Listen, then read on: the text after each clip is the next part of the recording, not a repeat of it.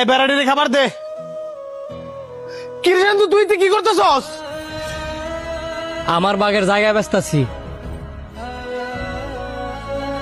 জায়গা বেচতেছস? কি কারণে? কি লেগে জায়গা ব্যস্তাছি তোমার কি নতুন করে কওয়া লাগবো? তোমার আমি কবেতে কইছি যে আমার প্রত্যেকটা বন্ধুর বাইক আছে, আমার একটা বাইক কিনা দাও, দিছ? দেও নাই, যেই কারণে বাধ্য হইছি আমার বাগের জমি বিক্রি করতাম। আমি তো তোর ভালোর জন্যই বাইক কিনে দিই না। দেখ ভাই, তুই বুঝার চেষ্টা কর, তুই জমিটা বিক্রি করিস না। আপনার ভাইয়ের বাগের জমি আপনার ভাই বিক্রি করতেছে, আপনি বাধা দিতেছেন কেন? আর আপনাদের তো জমির অভাব নাই, এক ডিসিম বেচলে তেমন কোনো ক্ষতি হবে না। আপনি আজারা কথা কেন না, দুই ভাইয়ের মাঝখানে ঢুকিয়া ফেসলা গেন না, হেবি যান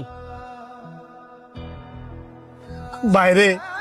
তুই বুঝার চেষ্টা কর, তুই আমার একটা মাত্র ভাই। বাপের জমি বেচা বাইকটা কিনিস না, আমি তোর বালা চাই। তুই আমার বালা চাস না, তুই হইছিস একটা নিমসা শয়তান।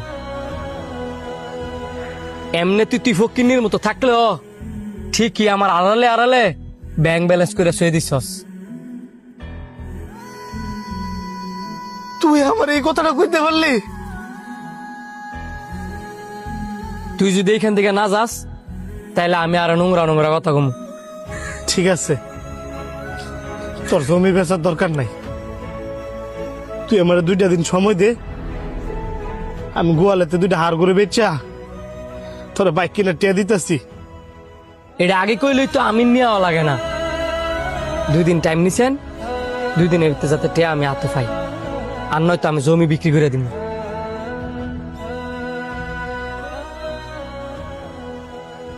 কি রে, তুই 2 দিন ধরে মন মরা হয়ে রয়েছিস কিনলি গিয়া? নতুন বাইক কিনলি, কই বন্ধু বান্ধব ট্যুর দিমু, তা না বন্ধু বান্ধব ফোন দিলে উল্টা ফোন কাটিয়া দেস। তুই থাক, আমি বাড়িতে গেলাম, কোনো কিছু ভালো লাগতেছে না।